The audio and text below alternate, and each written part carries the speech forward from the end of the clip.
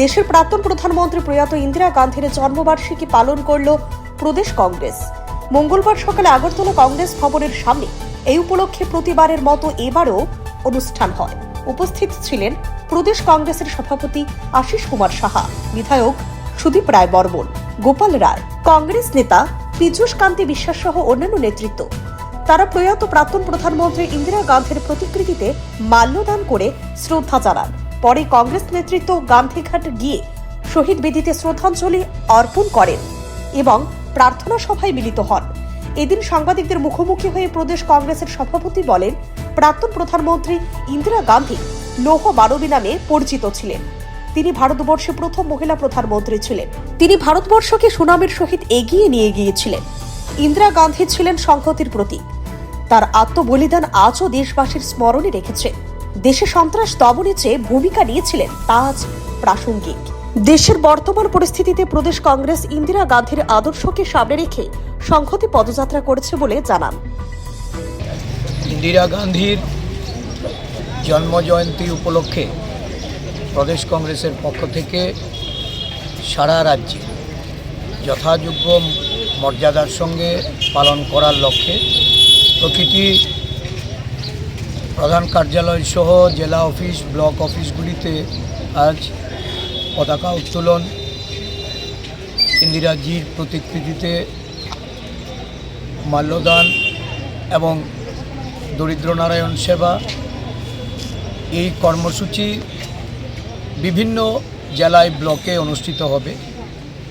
প্রদেশ কংগ্রেসের প্রধান কার্যালয়ে পতাকা উত্তোলন এবং ওনার প্রতিকৃতিতে মাল্যদান করে আমরা গান্ধীঘাটে ইন্দিরা শহীদ বেদিতে আমরা পুষ্পার্ঘ্য অর্পণ করব। ইন্দিরাজি ছিলেন বিশ্বনেত্রী, যাকে লৌহ মানবী রূপে সারা পৃথিবীর মানুষ জানতেন। ভারতবর্ষের প্রথম মহিলা প্রধানমন্ত্রী রূপে উনি দেশকে নেতৃত্ব দিয়েছেন। সমগ্র বিশ্বে ভারতবর্ষকে সুনামের সঙ্গে উনি শ্রেষ্ঠ আসনে প্রতিষ্ঠিত করেছেন। ইন্দিরাজি ছিলেন সংহতির মূর্ত প্রতীক। উনার আত্মবলিদান আজও দেশবাসী স্মরণে রেখেছে।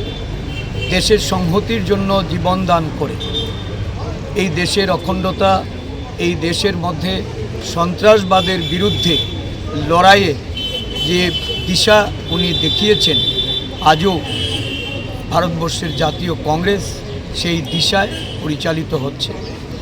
গত 31শে অক্টোবর ওনার মৃত্যু দিবস আমরা উদযাপন করে ত্রিপুরা রাজ্যের বুকে বিভেদতা এবং বিচ্ছিন্নতার যে সুরসুরি নানাভাবে চক্রান্ত করে জাতি এবং ধর্মের যে বিভেদ তৈরি করার একটা অপচেষ্টা, এটাকে রুখে দেওয়ার জন্য, জনগণকে সতর্ক করার জন্য, জাগ্রত করার জন্য প্রদেশ কংগ্রেস সংহতি পদযাত্রা শুরু করেছে।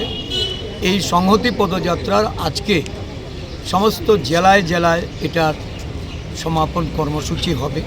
আমাদের সদর জেলাতেও আজ বিকেল 5টায় কর্মসূচি হচ্ছে। এই কর্মসূচির মাধ্যমে আমরা সারা রাজ্যে মানুষের যে সাড়া পেয়েছি এবং সংহতির পক্ষে মানুষ যেভাবে বেরিয়ে এসছে, ইন্দিরাজির এই ভারতবর্ষের প্রতি তার যে অবদান, দেশের নেতৃত্বদানে যে সমস্ত ভূমিকা উনি পালন করে গেছেন, আজও দেশের মানুষের কাছে ইন্দিরাজি প্রাসঙ্গিক। আজকে প্রদেশ কংগ্রেস শ্রদ্ধাবনিত চিত্তে ইন্দিরাজির প্রতি আমরা আমাদের এই শ্রদ্ধা নিবেদন করছি। Bureau report, CNE TV. CNE TV, channel for news and entertainment.